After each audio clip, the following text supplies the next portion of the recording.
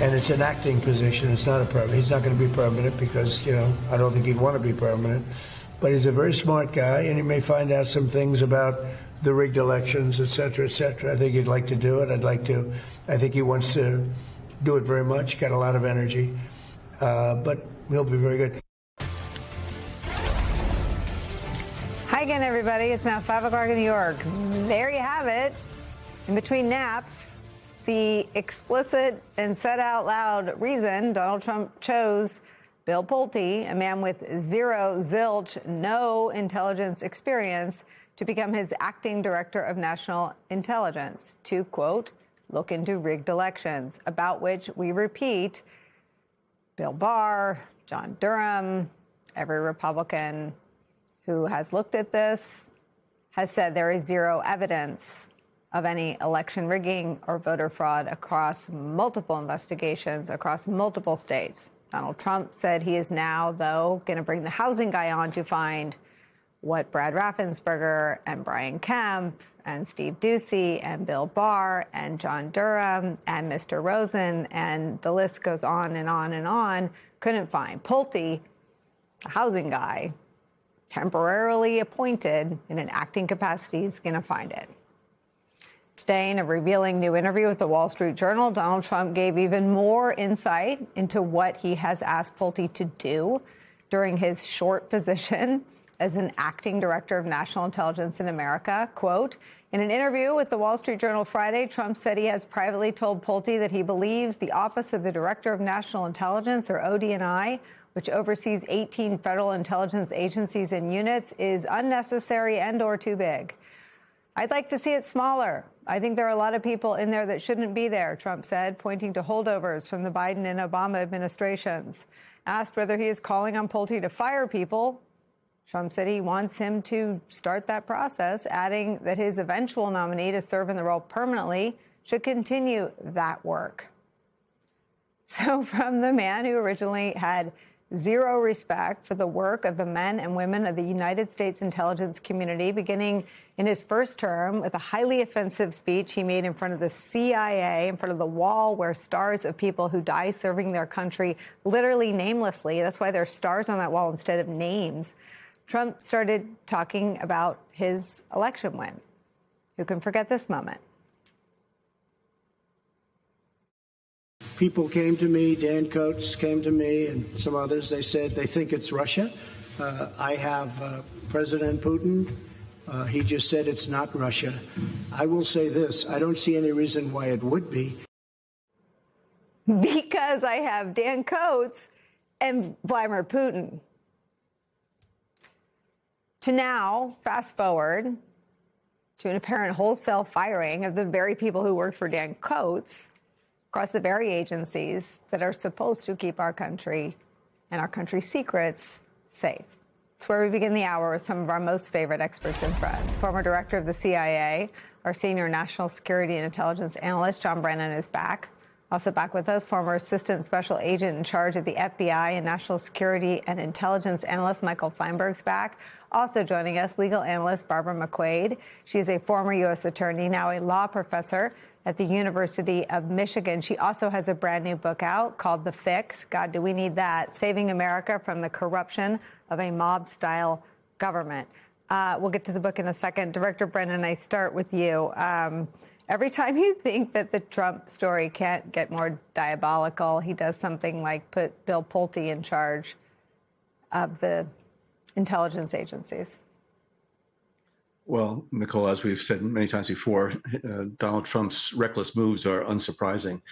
And, we've talked over the past number of years about how Trump has been following the authoritarian playbook, not just the cult of personality and the brazen and wide-scale corruption, but gaining control of the instruments of government and governance. And the intelligence and security services are the ones that I think he has feared most, which is why he put people like Kash Patel in charge of FBI and Todd Blanche in charge of the Department of Justice. And now with someone like Bill Pulte, who, as you pointed out, doesn't have any intelligence experience whatsoever, and is putting him in there basically as an attack dog, as a pit bull, to see what he can find and put between his teeth to be able to misrepresent, I think, the facts of the Russian interference in elections and trying to make the case that the 2020 election, where Joe Biden was elected, was rigged. I think Bill Pulte is somebody who is going to, salute, smartly to Donald Trump and do what he wants. But it's highly demoralizing to the workforce. It just shows that Donald Trump has total disregard for the value and the worth and the professionals in the intelligence community. And so, again, this is just another indicator that Donald Trump is trying to gut those institutions that really help keep this country safe and secure. And he doesn't care about the impact on our national security.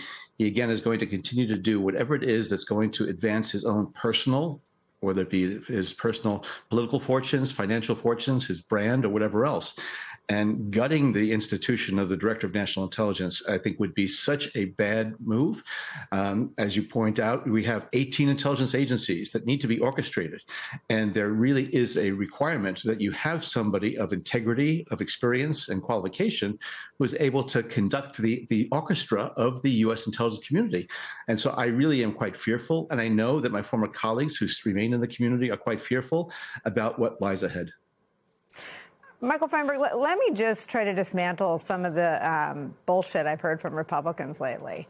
I was in the government when this post was created. I think John Negroponte might have been one of the first people to have this job, and it was to oversee all the intelligence agencies, and people like General Hayden were at NSA, George Tenet, I think, was the director of the CIA.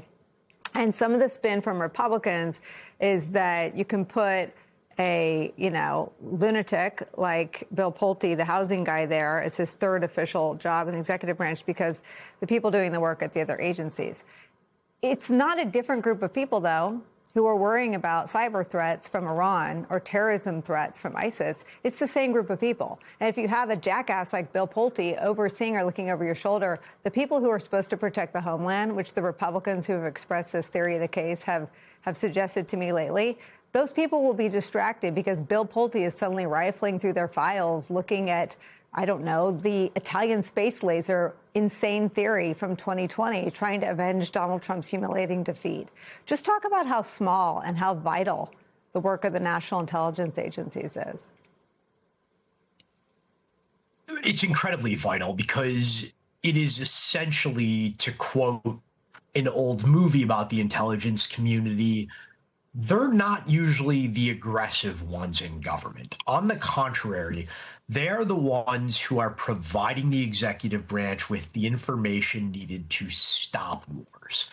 At a time when the world is more dangerous than ever before, when we have multiple near-peer rivals threatening our interests, you want an intelligence community that is going to, as much as I hate this phrase, speak truth to power. You don't need an intelligence community to tell you when you're right. You need them to tell you when you're about to make a mistake. And if your number one qualification is fealty and sycophancy to the president, you're not going to get that. And there's one other really deleterious effect of this nomination, or this appointment. In economics, there's Gresham's law, which is that good money drives out bad. And in the intelligence, or bad money drives out good. In the intelligence community, bad leadership drives out good leadership because the people who take on those roles at the FBI, the CIA, the Fort, other places, they're principled, they're patriotic, they're idealistic. And when they see somebody come in taking a wrecking ball to the agency's ability to manifest and epitomize those qualities, they realize it's not somewhere they could work anymore. And all of a sudden, you get a lot of lackeys. And as I said earlier, you get people who are not going to tell the president when he's wrong, and the president's going to make bad decisions. That's not a risk we can take in this geopolitical landscape. Well, I mean, Michael, the New York Times is reporting that is what happened in the meeting with Benjamin Netanyahu and the entire national security team, that they gave him one set of assessments, Netanyahu gave him another, and he didn't go with the recommendations or the feedback or the reaction to Netanyahu's presentation that his own cabinet advanced or sought to object to, I should say. They didn't really oppose him publicly. But what does this moment look like for national security professionals before Pulte gets there? It seems like they already have the opposite of the wind at their back. I mean, I guess we're going from near despair inducing to existential dread causing. And it's going to get worse. The intelligence community, because of the movies, people think it's all what, you'd refer to as pipe hitters, people with special operations experience who are jetting around the world alternately in tuxedos or tactical equipment and overthrowing governments. That is not remotely what they do. They are PhD holders. They are people who acutely understand social science research methods.